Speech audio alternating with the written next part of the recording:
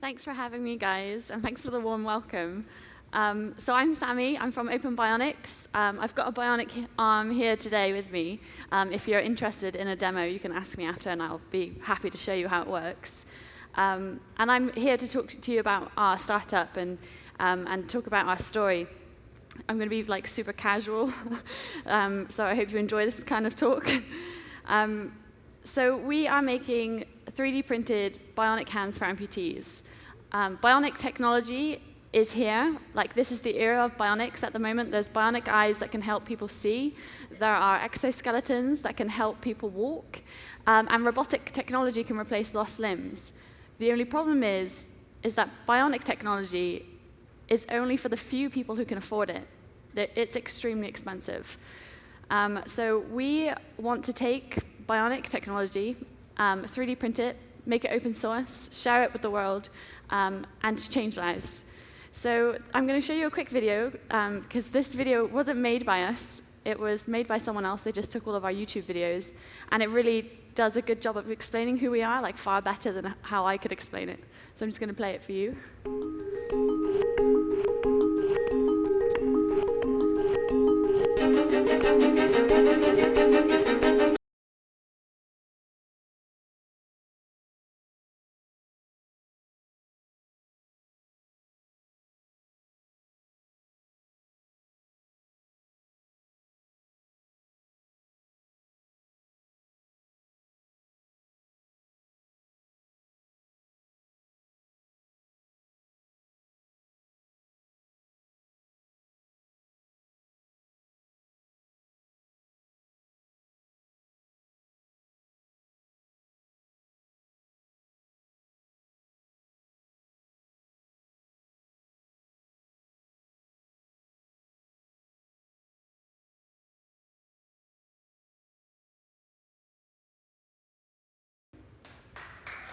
Oh, thank you.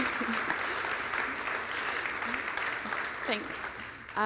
So Open Bionics stands for the democratization of life-changing technologies. And there are like hundreds of millions of people around the world who could use some form of assistive technology to help their mobility. And we are starting with the bionic hand, but we see our vision is much bigger than that. It goes far, far into the future, into exoskeletons and arm exoskeletons and leg exoskeletons, full body exoskeletons. But we're starting here. We're starting here because amputees have told us how life-changing bionic hands can be. But there's only like 3 available in the whole world, like 3 types of bionic hand, but they're extremely, extremely expensive.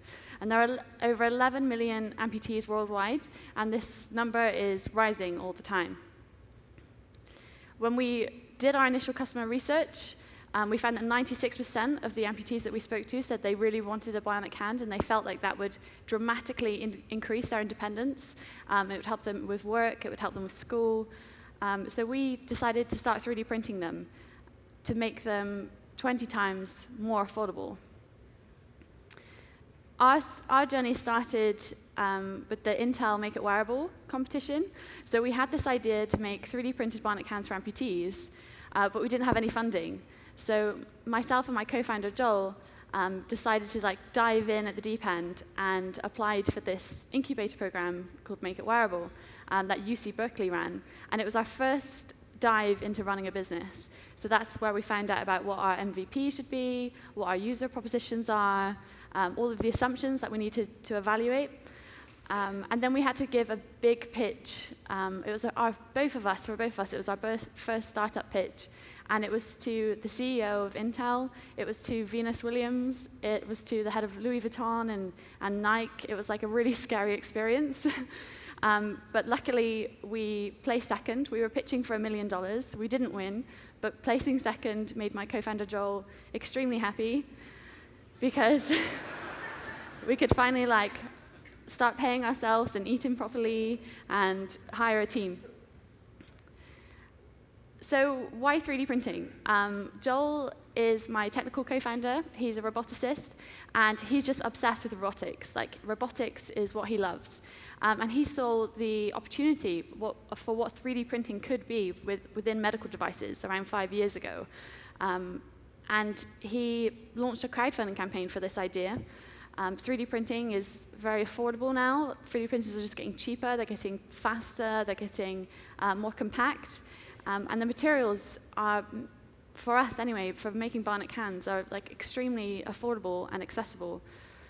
So he did a crowdfunding campaign, took his idea to Indiegogo. That's how I found him. That's how we found our team. So for any startups here, I would say crowdfunding is such a worthwhile experience and such a meaningful experience. We found so many of our brand champions through the crowdfunding campaign. We found an amazing community, and we also had the users like funding the product development of a device that they one day wanted to buy. So it was very, very worthwhile.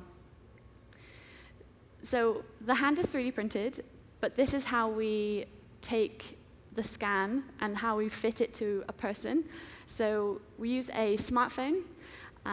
It has a 3D scanner attached to the back of it. We use the one by Occipital. That creates a 3D mesh, and then you 3D print that mesh, and that turns into a socket. So it basically acts like a glove. You just put it over the end of your arm. The really amazing innovation here is how fast and how quickly and how cheap this can be. It's really, really amazing. So traditionally, prosthetics, when you have to get them fit, you have to go for multiple appointments at the hospital. There's a lot of waiting. It takes around 3 months to get something that fits. And if you're a kid, usually they've grown by then, and so they need a new fitting. This took us 3 days and this was our first time, and it fit great. Like, we had great feedback from it. And so something that currently takes healthcare 3 months, with new technologies, with trying something new, it took us 3 days. We are completely open source. So if there are any makers in the room, please download the designs and 3D print some. Give us some feedback. We've had our hands printed all over the world. In a year, like, we've had people submit award-winning medical research, so we've already affected the industry. We've had soldiers 3D print them for themselves to try them out. We've had them printed all over the world, in Ecuador, China, Japan, of course the US, Canada. It's really amazing just to see all of these different people. These are all amputees downloading and 3D printing their own hand. And I just think that's so amazing that we have the power now and the technology to upload a design for a 3D printable hand. And then someone in France, like Nico, can download it and 3D print it for himself at home. He's controlling this hand with his arm. And so you can see how easy it is for him to use. This is Taylor. Taylor is a US soldier, and he lost his limbs in Afghanistan. And he found us online, and with his friend, they just decided to download our hand in their garage and 3D print himself a prosthetic. So this was really, really amazing to see how a soldier is taking our work, like adapting it for his own purposes, and then feeding back, contributing to our business model, feeding back to us, oh, we thought this would be better, you should try doing this. So we have a very close relationship in our community, but it's very big and very vast and worldwide. This is a video of the hands that cost around £125,000, and our hand, which we hope to sell for $3,000. So you can see how similar they are in design. They're both biomimetic. They're trying to recreate the human hand, and they're controlled the exact same way, and they have the same functionality, the exact same movement. The biggest good here is for children. So children, because they're so small and they grow so quickly, they can't have bionic hands. Hospitals don't give them bionic hands because they grow so quickly. It's too expensive to keep fitting them. So they're usually given hooks, or like a split hook, which does this. And that's super alienating for kids in the playground, so they don't like wearing them. So we teamed up with children, this is Logan, to see what they wanted to wear. Like, Logan was given this, he's from California, and this is what his hospital gave him. I just think it's 2016, we have supercomputers in our pockets, we're working on driverless cars, surely we can do better than this. Of course he doesn't wear it, but he really wants something that will enable him to be able to do the things that his peers can do in the classroom. So we decided to make superhero hands because kids loved superheroes, and we really wanted to change how people thought about prosthetics. Like, let's stop thinking about them as being clinical and medical. Let's inject a little bit of playfulness, a bit of creativity into them, and then kids will want to wear them more. So this is our first kid's hand. It's an Iron Man hand. Along with the Iron Man hand, we are going to make the Frozen Bionic hand. Of course.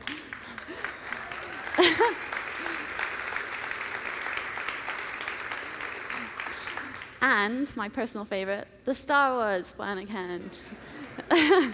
And the really cool thing about this is that it's not science fiction. These aren't just pretty pictures. We've actually done it. We've built them. We've made the world's smallest bionic hand and fitted it to a child, which was extremely difficult. We were able to do this because we took part in the Disney Techstars Accelerator program, which I really recommend. Techstars is amazing and really helped our business. So I'm pleased to show you this is the video of Logan seeing his arm for the first time.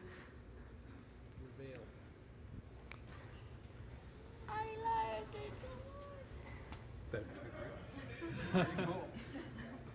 First time ever shaking your hand, Logan. Oh, my right hand. She's so good at using it. I think it's cool.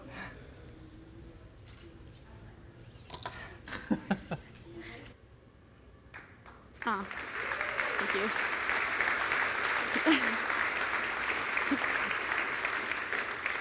So both of those kids are 10 and 11, and both were born without hands. Logan had never, ever used something like this before, and that video, you could see him using it and how easy it was for him to use it. And that was after 5 minutes of wearing it. Like, we were really amazed. First of all, we had never made a hand that small. Like, kids have tiny hands. There's so much like electronics that you have to fit inside the palm of the hand. And he was using it so quickly, and so was Sydney with the Iron Man hand. And of course, these arms aren't just normal human arms. They have lights, they have sounds. Logan here can choose to be Obi-Wan Kenobi, Luke Skywalker. He can like change the color of his lightsaber, and when he like hits it, the lightsaber will flash, like lightsabers do, and they make lightsaber sounds. So the point of all of this is to make prosthetics cool, to make them a conversation starter, to help their peers understand what this difference is, and it's to help these young kids really know that their differences are cool. Like, it's what makes them unique. And so we're trying to really turn that around. So these are the first two superhero bionic kids, and the point of using storytelling and working with Disney is so that it doesn't feel clinical for them when they go to the doctor and they get their prosthetics for the first time. Instead of going through occupational therapy, they're going through Jedi training, and they really want to use these devices that can really help them. This is a little teaser for their future movie.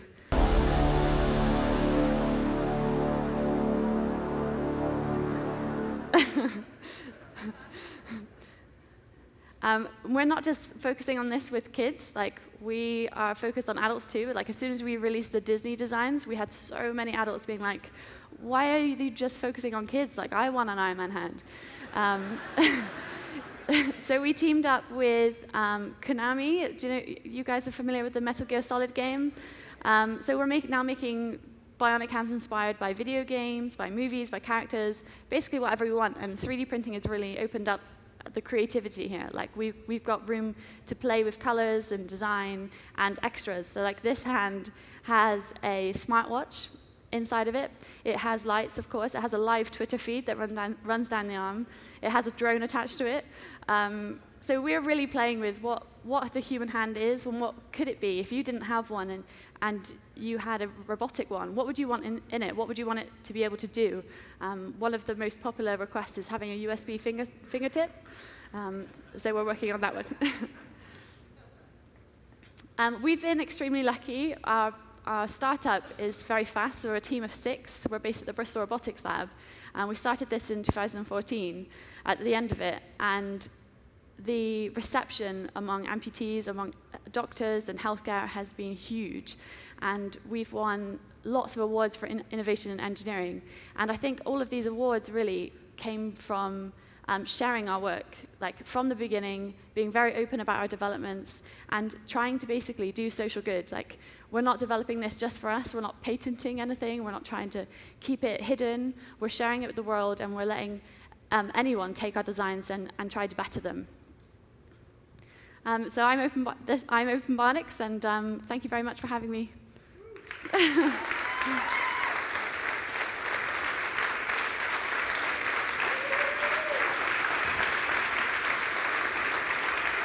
So good. Go ahead and take a seat. Thank That you. was incredible. Thank you, thank you.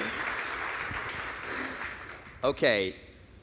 I don't know if I can get on with you guys or what I would add to the team, but I'm literally ready to quit my job and come work. It's so inspiring. Oh my goodness. Incredible work. I mean, literally, I don't know if you guys just had that tearful moment. Think of it, if that was your kid, you're sitting down with your son and daughter to see that moment play out. Incredible moment. I nearly cried when Logan was fitted with his arm for the first time. We were in the Disney Accelerator in Techstars, so it's like an open plan room with loads of different businesses. And everyone's, like, when you're in an accelerator program, it's very intense, so everyone's like head down, working on whatever they're working on. But everyone knew that Logan was coming in to be fitted for the first time with this arm, and there was just huge crowds like watching it, and everyone was like crying. Oh. It was so emotional, and I think what made it most emotional was his parents' reaction. And they were saying, like, on videos and stuff, how they've been waiting so long for technology like this to catch up. Yep. So it's a huge step forward for them. Thank you so much. We've got a question right here. Go. Hello.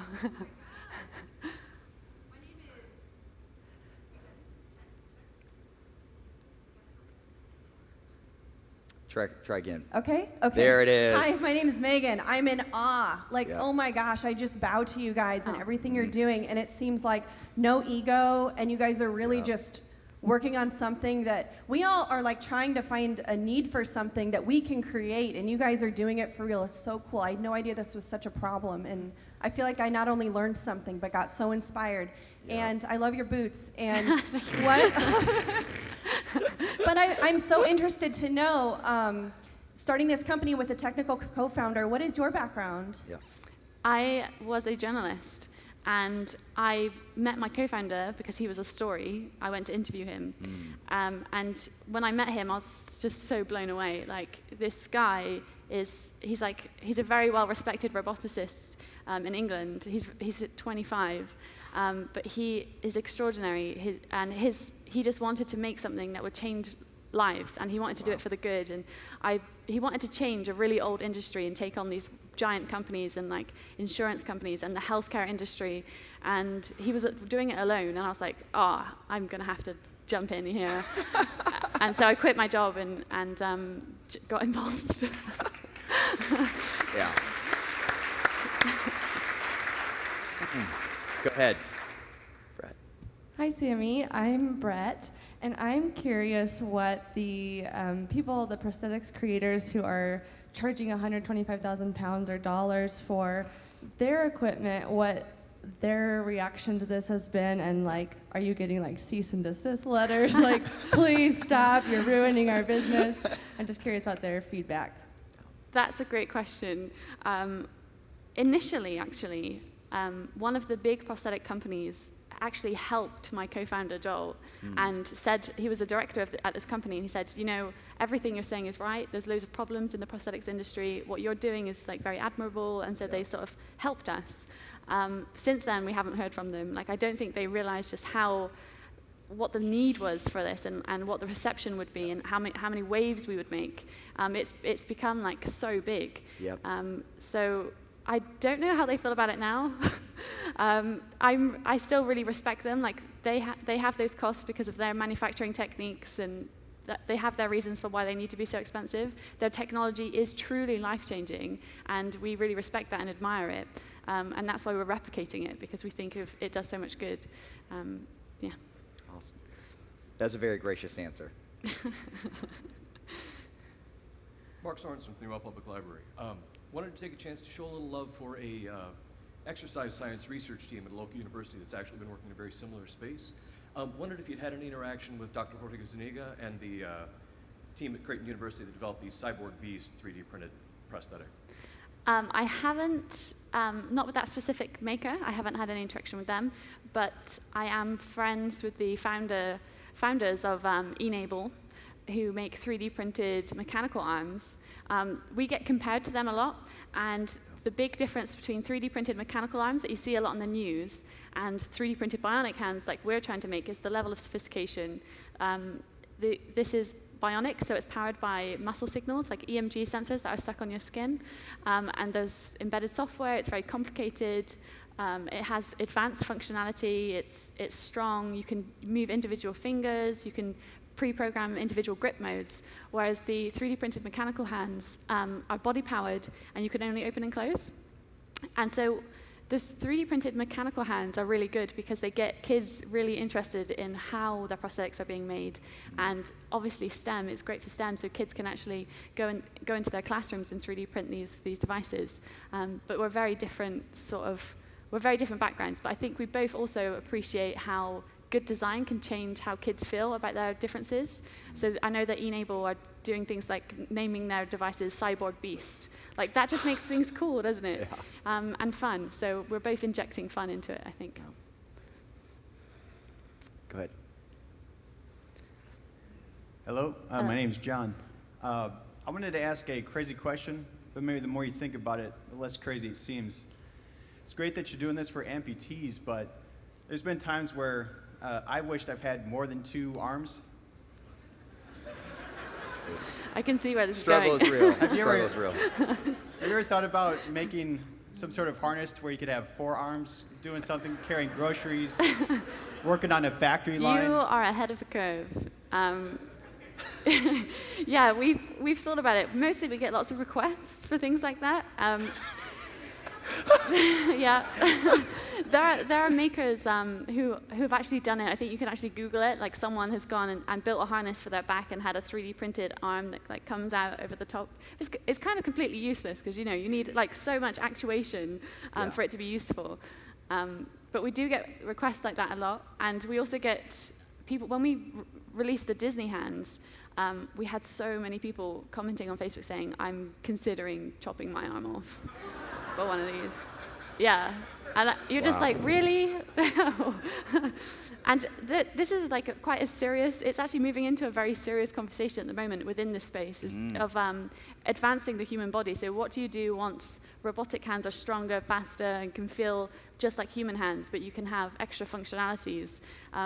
And that's a really interesting topic. Well, you're kind of already there. My hand doesn't have a live Twitter feed. Like, it just doesn't. So, yeah, the struggle is real. Yeah. Go ahead. Hi, I'd just like to ask about how hard was the whole licensing thing and kind of getting all that with the businesses? Say if you're doing it for these different game development type of ideas and, through Disney, how hard was that to kind of work with them and get all that hashed out, since it sounds like there's no royalties or anything like that you're paying? We're being filmed? Yeah? No, I'm kidding. No. Disney, so the Disney Accelerator was an amazing experience, and I recommend, like, any startup, look at the TechStars program. It's like Brett said yesterday, it's like one of the 1%, they take less than 1% that apply. It's extremely difficult to get in, but it's so worth it. And really, TechStars pushed us and held our hand a lot to get those licensing deals. It took us 3 months. We were told that we were the first startup ever to do anything like that with Disney, like for any company, for how fast we got the licenses, for how long we got the licenses for, and the type of deal that we got. Like, it had never been done before. The way we did it, through our mentors, like in TechStars, everyone told us, go into Disney, it's a giant company, but find your brand champions. Find the people who are going to like talk about you and say, you should do this, like you need to do this with them, you need to do it now, and like really push it through. And we were very lucky. We found a lot of brand champions within Disney, particularly at the ILM X Labs. Those guys, those artists are amazing. Like, they've designed like 30 hands for us yet to be seen, and they did it just because they wanted to help. Disney just wanted to help us. So we had a very unusual experience, I think, how licensing usually happens, but we find it quite easy and smooth. With that, by the way, that's incredible that they would open it, because really it feels like one of your core values is just like generosity, open door. I mean, it's in your name. It's part of who you guys are. So for others to kind of catch that would be a huge shift for some of those bigger companies. Yeah, I think they really respected it. Yeah. Like, they really liked it. The artists who work at Disney, they absolutely loved it, and they loved the idea of just like making it open source, and so anyone can download it, anyone can wear it. Yeah, it's Incredible. good. Very cool. Go ahead. Hi, I'm Alex. I'm super passionate about showing people how to do things, and so I absolutely love what you're doing and being able to take that and give it to as many people as possible. How do you go about like training the children and adults in using the new prosthetics and even creating it themselves? That's a good question. So with the training of the prosthetics, we want to take a completely different route that has never been taken before. And so we're ditching like the traditional occupational therapy, and like one of the slides was the Tony Stark's lab with the girl wearing the bionic hand. We're going to explain to amputees what an amputation is and how they can use their device through comic books. That's why we're teaming up with Disney. So instead of doing the normal training where you're picking up a ball, maybe you're picking up a lightsaber. And for every new grip that you learn and for every new stage that you go through in your prosthetic training, you get you unlock an extra functionality in the arm. So you get a new light come on, or it basically becomes a game. You gamify the arm. So if you have the Iron Man hand and you learn how to use it with your EMG muscles, one of the rewards is unlocking the repulsor blaster, so you can like fire lasers from your palm. Wow, that is incredible. That's really, really cool. Thanks. Yeah, go ahead. Hey, I'm Andrew. First of all, where are you guys based right now? We're based in Bristol, inside the Bristol Robotics Lab. Okay. And my question is, what are some of the challenges you guys are facing? I imagine nerve endings would probably be one, because there's no nerve endings in the bionic hands. What are some other challenges you guys are facing? Most of our challenges are to do with regulations. America's like FDA and how healthcare works in America is extremely different to Europe and the UK, where we have a national health service. So getting doctors to prescribe our hands here is much more different. There's like lots of talk about profit margins, and they don't really understand that we are trying to make them as affordable as possible. But those are some of the problems that we're going through. In medical testing, we have to make sure that it's completely non-toxic. It's not going to irritate the skin. It actually does what it says it can do. So at the moment, the reason why we're not selling bionic hands just yet is because that we have to get through all of the medical testing. Thank you. And I think everyone in the audience is thinking this right now, but can you like control that right now, or? Yeah, I can. Can I show go us? down? Yeah, I just have to plug myself in.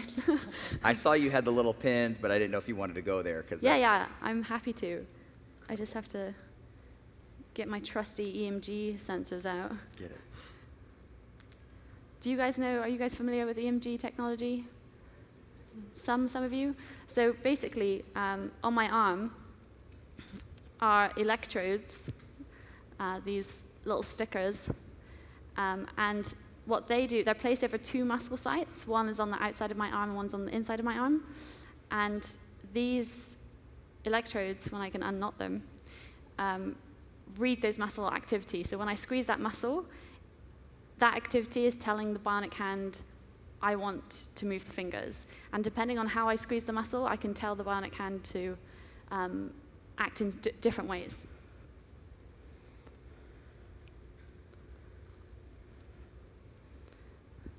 Should have been prepared. This is how every time I go work out, my headphones somehow end up in that same thing. And I literally spend 15 minutes trying to do this and 12 minutes thinking about how I should work out. So I totally understand the struggle. I'm feeling like this is very brave, doing a live tech demo. Yeah.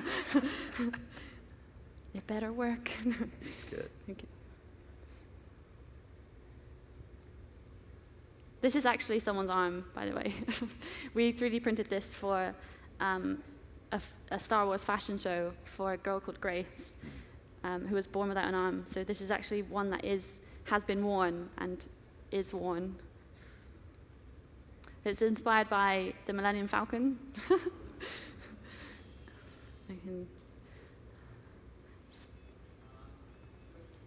I can tell the fingers to move individually just by squeezing my muscles, and I can tell the hand to open and close just by doing little squeezes.